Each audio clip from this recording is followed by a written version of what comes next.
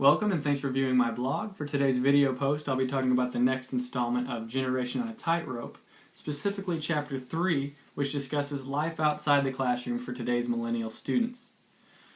The chapter begins by documenting the fact that campus life and activities are a significantly smaller portion of students' time nowadays.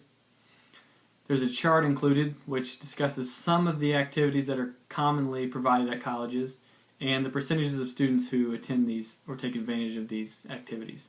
I was surprised to see that over 50% of students at four-year colleges said that they went to the fitness facility at least once a month or more, which I thought was good. But at the same time, there were some daunting figures. Only 38% go to sporting events, only 29% attend meetings for academic or social clubs once a month or more. But surprisingly, 66% of students said that they go to the library, and many of them do this frequently. Now, what does this mean for student affairs professionals? Obviously, it's a good thing students are going to the library. Academics are a huge part of the learning experience. But at the same time, we realize that there's just as many learning opportunities to be had outside the classroom in extracurricular events. So, as professionals, we need to look at ways we can break through these barriers and get students back involved in these programs. On page 58 of the text, there's an explanation for why students might be participating less in these activities. It says the economy, which is causing more students to work longer hours, attend college part-time, and extend undergraduate education beyond age 24, is a major cause of low participation rates. Now, if we're going to blame the economy for low participation, does this mean that it's only a temporary problem? Does this mean when the economy starts to improve that we can also expect participation rates to increase as well? Is there a positive correlation? That's something that we need to consider. Next, the chapter talks about some of the drinking behavior of college students nowadays. It says that the major problem is not underage drinking so much as it is how much students are drinking. Many are involved in the pre-gaming phenomenon. Students are beginning to supplement alcohol with other drugs. Many students are coming to college with mental health issues and are already on medications. So as student affairs professionals, we now need to consider these type of situations that might be occurring more than we might expect.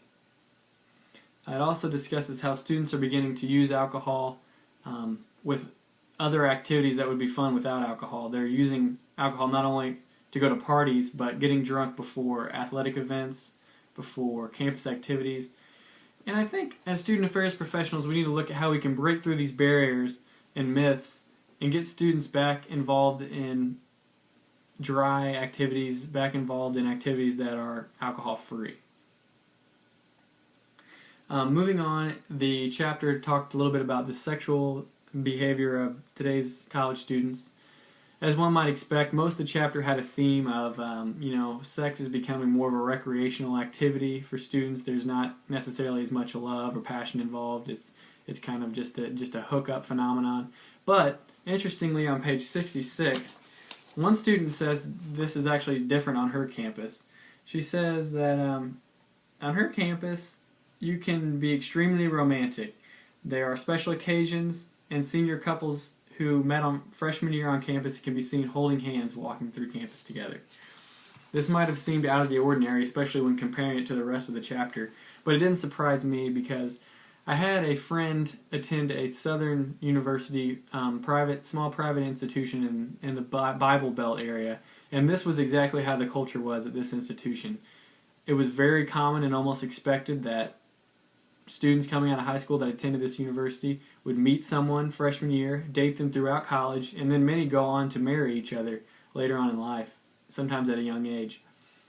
And I just thought that really points out that the culture and climate of a university can dramatically change student activities and behaviors. So as we go out into the workforce and begin to find jobs, it's crucial that we know the climate of our university and the students that we're working with, because behaviors can dramatically change depending on if it's a small private liberal arts institution or if it's a state public institution with thousands more students.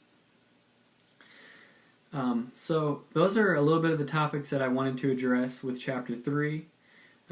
as well as the overall theme of technology. This huge wave of technology is sort of implementing a barrier on students' social lives. While students are able to keep in contact with what the chapter calls their tribe of family members and friends that they may have left behind when they went to college, more than ever now with social media and text messaging, they're able to stay in contact with these individuals. But at the same time, technology is forming a barrier between those that are standing right next to them on campus. Serious barriers are being put up for social interaction, and we need to be able to address this issue as technology is only going to increase and advance, looking for ways to support the social interaction of students on campus and the residential lives of students.